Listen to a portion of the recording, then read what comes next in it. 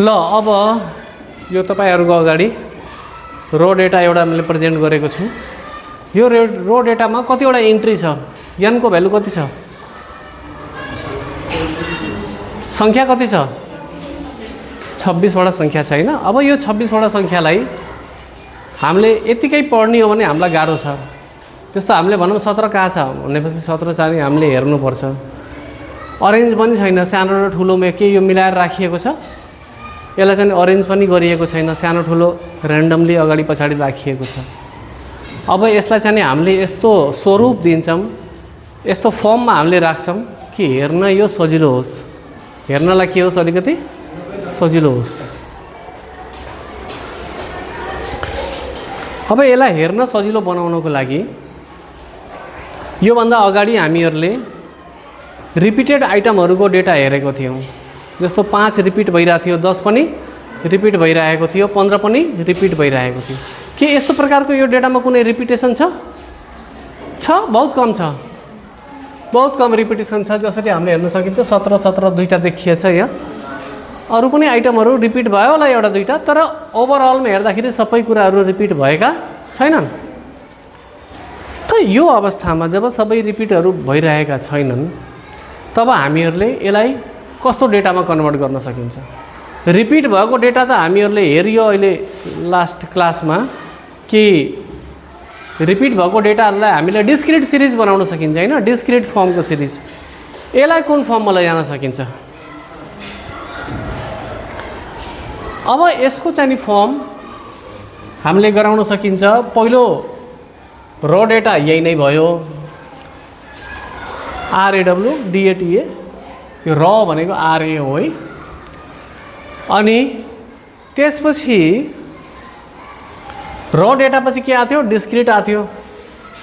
दोस्रो डेटामा के आथ्यो? Discrete series. डिस्क्रिट सिरिजलाई हामीहरुले के भनिन्थ्यो? खण्डित श्रेणी। खण्डित भनेको खण्ड खण्डमा छ, 5 10 15 20 यस्तो टाइपको खण्डमा छ भनेको। तर यो खण्डित छैन है। यसको डेटा बनाउनु पर्यो भने यसलाई निरन्तर श्रेणीमा राख्न सकिन्छ। यसलाई केमा राख्न मिल्छ? निरन्तर श्रेणीलाई अंग्रेजीमा कन्टिन्युअस सिरिज भन्नुपर्ने हुन्छ। कन्टिन्युअस सिरिज बनाउँदा अब यसको डेटा कसरी बनाउने हेर्नु है। एकातिर मैले यो मानुस विद्यार्थीको हाइट हो है, विद्यार्थीको हाइट त नबनाऊँ, कुनै वस्तुको हाइट हो, उचाइ हो। त यसलाई हाइट HEIGST हाइटलाई हामीहरुले x ले जनाउने गरिन्छ। अनि यतातिर रिपिटिसन फ्रिक्वेन्सी या संख्या, यसलाई संख्या पनि भनिन्छ है। फ्रिक्वेन्सी भन्नुस् या संख्या भन्नुस्। फ्रिक्वेन्सी भन्ने बुझ्नुहुन्छ? अंग्रेजीमा के भन्छ? फ्रिक्वेन्सी। नेपालीमा के भनिन्छ? संख्या। धेरैजनालाई दिक्कत भयो होला यो फ्रिक्वेन्सी के हो, त नेपालीमै लेखौँ। यो के हो? संख्या। संख्यालाई केले जनाउने? f। हाइट भनेको त बुझ्नुहुन्छ नि, उचाइ हो भनेर। ल अब यसमा के गर्नुपर्छ भने सानो भन्दा सानो भ्यालु पहिला हेर्ने कि हामीसँग सबभन्दा मिनिमम भ्यालु कति छ। मिनिमम भ्यालु कति देखिन्छ? Minimum value 7। 7 कता देखियो? यहाँ देखियो। Minimum value 7 and what is the maximum value? यसको म्याक्स भ्यालु कति छ? म्याक्स भ्यालु भनेको 50 this is the Max value. यसको मतलब हो यस्तो हामीले इन्टरभल लिनु पर्यो जुन 7 लाई पनि राखोस् 50 लाई पनि राखोस्। त्यसको लागि तरिका के हुन्छ? 0 बाट 10 सम्म एउटा इन्टरभल बनाऊँ, 10 देखि 20 सम्म दोस्रो बनाऊँ, 20 देखि 30 सम्म तेस्रो बनाऊँ, 30 देखि 40 सम्म एउटा बनाऊँ र 40 देखि 50 सम्म अर्को बनाऊँ। र यसको तरिका के हो भने 0 देखि 10 10 देखि 20 भनेपछि 0 देखि 10 हुन्न, 0 देखि 10 भन्दा मुनि, किनभने 10 यहाँ पनि आयो भने 10 यहाँ पनि आउँछ, दुई ठाउँमा त राख्न मिल्दैन, कुनै एउटा इन्टरभलमा राख्नु पर्यो हैन। त्यसलाई के भन्ने 0 to less than 10 अनि 10 to less than 20, 20 to less than 30, 30 to less than 40 and 40 to not less than 50, 40 to 50, किनभने अगाडि रिपिट भएको छैन। रिपिट भयो भने छोडिदिन्छौँ, रिपिट भएन भने राख्नु पर्यो।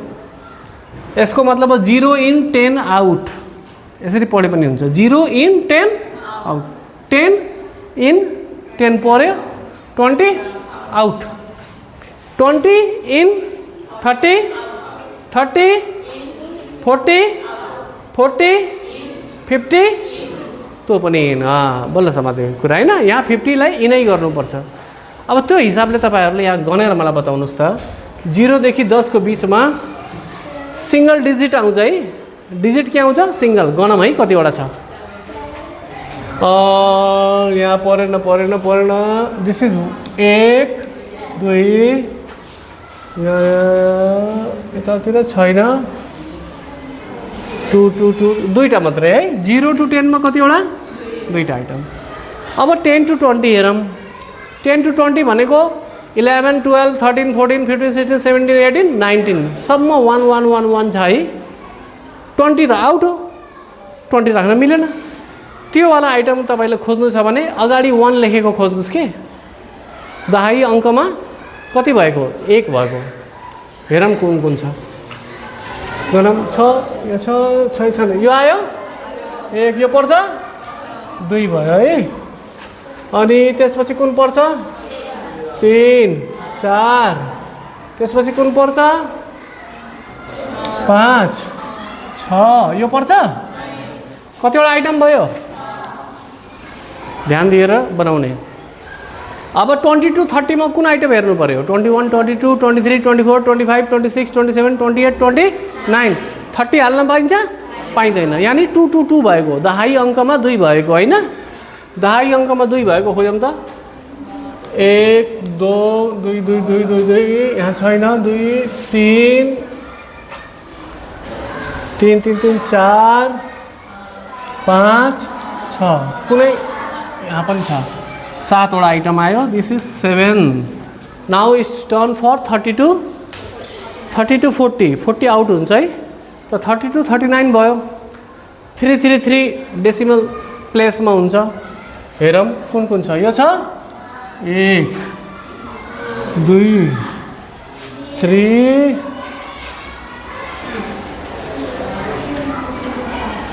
जस्ट 3 आइटम्स है, अरू छैन।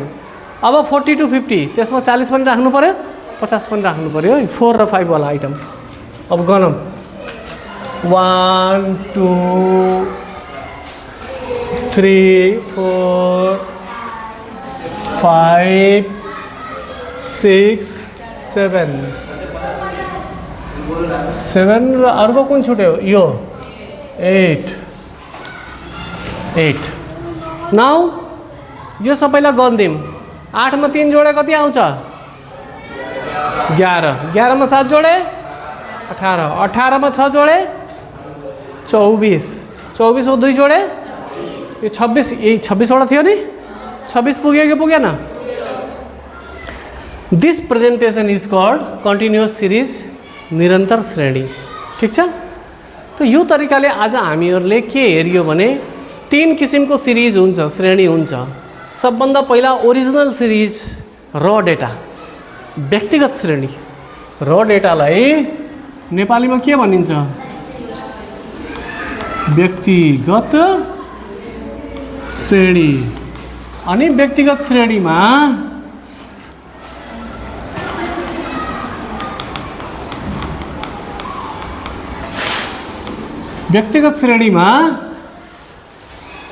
यो ओरिजिनल श्रेणी हो, जुन वास्तवमा जब हामी डेटा कलेक्सन गर्छौँ नि। जस्तो अहिले मलाई तपाईहरुको उचाइ चाहियो गरे त हरेकलाई मैले सोध्छु, सोनु तिम्रो हाइट कति छ, सीताको हाइट कति छ, रहिमको हाइट कति छ, यस्तै मैले सोध्छु नि सबैको एउटा एउटा गरेर हैन। अनि त्यसलाई चाहिँ के गर्छु मैले? लेख्छु। That is primary data. Primary data जहिले पनि कुन फर्ममा आउँछ? र डेटाको फर्ममा आउँछ। एकपटक रो डेटाको फर्ममा आएपछि त्यसलाई हामीले कन्भर्ट गर्नुपर्छ, सजिलो बनाउनुपर्छ, किनभने सङ्ख्या धेरै हुनसक्छ, 50 वटा होला, 100 वटा होला, 150 वटा होला। त्यसलाई सजिलो बनाउने क्रममा we have to watch the data, the nature of data. डेटाको नेचर के हेर्ने भने धेरै रिपिट भएछ कि भएको छैन। जस्तो रिपिट हुँदाखेरि 10 10 10 रिपिट भयो, 15 15 15 रिपिट भयो, 20 20 20 रिपिट भइरहेको छ। If the most of the डेटाज or all of the datas are in the repeated form, they are in the repetition pattern मा छन् भने तब हामीले कस्तो सिरिज बनाउनु पर्छ? कस्तो?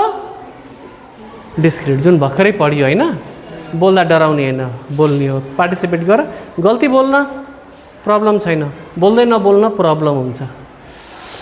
ओके, तर हामीले यस्तो टाइपको पनि एक्जाम्पल देखियो। यो एक्जाम्पलमा के छ? रिपिटिसन छैन। रिपिटिसन नभएको बेलामा डिस्क्रिट सिरिज बनाउन सकिएन।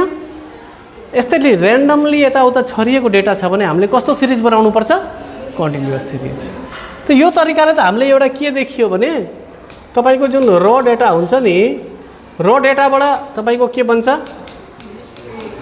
डिस्क्रिट पनि बन्छ, यसैबाट के बन्छ? कन्टिन्युअस। अनि तपाईको यही तीनवटा डेटाहरू तपाईहरुले पढ्नुपर्छ। हाई स्कुलमा पनि यही पढ्ने हो, 8 मा पनि यही पढ्ने हो, कक्षा 12 मा गए पनि यही पढ्ने हो, ब्याचलरमा गए पनि यसैको पढाइ हुन्छ, मास्टर्स लेभलमा जानुस्, तपाई पीएचडी गर्नुस्, यही तीनटा डेटा हुन्छ। यानी टोटल डेटालाई प्रेजेन्ट गर्ने जुन तरिका छ त्यो तीनटा तरिका मात्रै छ। या र को फर्ममा हुन्छ, अथवा डिस्क्रिटको फर्ममा हुन्छ, या फेरि कन्टिन्युअस फर्म हुन्छ। त्यस बाहेक चौथो फर्म छैन। Only there are 3 firms. अब कुनै पनि हिसाब तपाईलाई गर्नु पर्यो स्ट्याटको, मान्नुस् तपाईलाई मिन निकाल्नु छ, मिडियन निकाल्नु छ, मोड निकाल्नु छ, स्ट्यान्डर्ड डेभिएसन निकाल्नु छ, जे पनि निकाल्नु छ, तपाईले तय गर्नुपर्छ मिन कसको मिन निकाल्ने, र डेटाको मिन कसरी निकाल्ने, एउटा हिसाब हुन्छ। डिस्क्रिट सिरिजको मिन कसरी निकाल्ने, दोस्रो टाइपको हिसाब हो। कन्टिन्युअस सिरिजको मिन कसरी निकाल्ने, तेस्रो हिसाब। यानी कुनै पनि हिसाबलाई कतिवटा एंगलबाट निकाल्न सक्नुपर्छ? 3 एंगल्सबाट निकाल्न सक्नुपर्छ कि मैले मिन, मिडियन, मोड जे पनि निकाल्नु छ, रमा कसरी निकाल्ने, डिस्क्रिटमा कसरी निकाल्ने र कन्टिन्युअस सिरिजमा कसरी हिसाबलाई गर्ने भन्ने यही कुरा चाहिँ हामीहरुले सिक्नुपर्ने हुन्छ। र यही नै तथ्याङ्क शास्त्रको सुरुवात हो है यहाँबाट। Okay, thank you very much for today's class.